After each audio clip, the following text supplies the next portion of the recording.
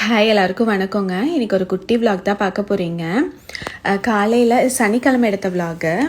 காலையில் சாம அரிசி போட்டு வெண்பொங்கலும் கீரை போட்டு பருப்பு கடைஞ்சிருந்தேன்.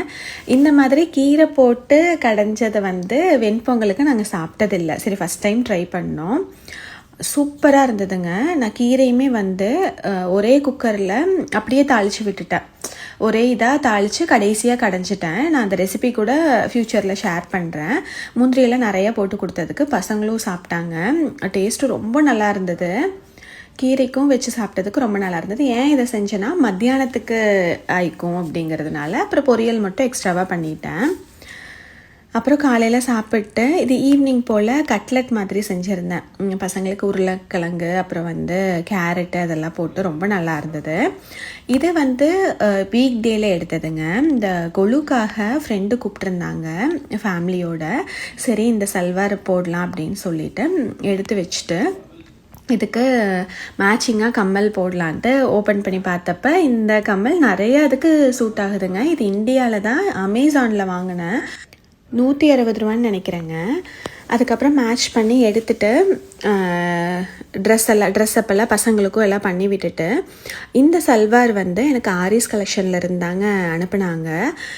இவங்கக்கிட்ட நான் ஒரு 5-6 வருஷமாக வாங்கிட்டுருக்கேன். ரொம்ப அழகாக இருந்ததுங்க இந்த ட்ரெஸ்ஸு. தீபாவளிக்காக லான்ச் பண்ணியிருக்காங்க.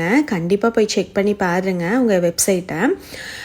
அது மட்டும் இல்லாமல் மெட்டீரியல் எல்லாமே நல்லா இருந்தது. இங்கேயே என்னோடய ஃப்ரெண்ட்ஸ் எல்லாம் 2-3 பேர் வேணும்னு சொல்லி ஆர்டர் போட்டுட்டாங்க இப்போ. அதுக்கப்புறமா நாங்கள் கொலு வீட்டுக்கு போயிட்டு நிலன் இப்பெல்லாம் கொஞ்சம் நல்லாவே பேச ஆரம்பிச்சிட்ருக்கிறான். இப்போ 2.25 வயசு ஆக போகுது. சரின்னு அவனை கூப்பிட்டு எங்கள் அப்பார்ட்மெண்ட்டில் தான் அவங்க வீடு போயிருந்தோம். ரொம்ப அழகாக வச்சுருந்தாங்கங்க. 5 படிக்கட்டு அவ்வளோ பொம்மைகள்லாம் வச்சு சூப்பராக பண்ணியிருந்தாங்க. இவங்க எப்படி பண்ணிட்டாங்கன்னா ஒவ்வொரு நாள் ஒரு குறிப்பிட்ட ஃபேமிலி லைக் 3-4 ஃபேமிலி.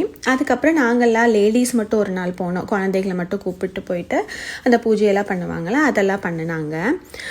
போயிட்டு பூஜை எல்லாம் முடிச்சுட்டு பிரசாதமும் எல்லாம் சாப்பிட்டு அப்புறம் நாங்கள் கிளம்பி வந்துட்டோம். வரப்போ மணி ஒரு 8:30 கிட்ட இருக்குங்க. அதுக்கப்புறம் ரிட்டன் கிஃப்ட்ஸ் எல்லாம் கொடுத்து விட்டுருந்தாங்க. அதில் பழங்க, அதுக்கப்புறம் விளக்கு அழகாக இருந்தது. அந்த பீகாக் போட்டது ரொம்ப அழகாக இருந்தது. அப்புறம் அகல் விளக்கு, அதுவுமே கலர் பண்ணி நல்லா இருந்தது. அதுக்கப்புறம் பாக்ஸு, இந்த பேண்டு, கிளிப்பு அந்த மாதிரி எல்லாம் எங்களுக்கு ஏற்ற மாதிரி போட்டாங்க. கிட்ஸுக்கு ஏற்ற மாதிரி போட்டாங்க.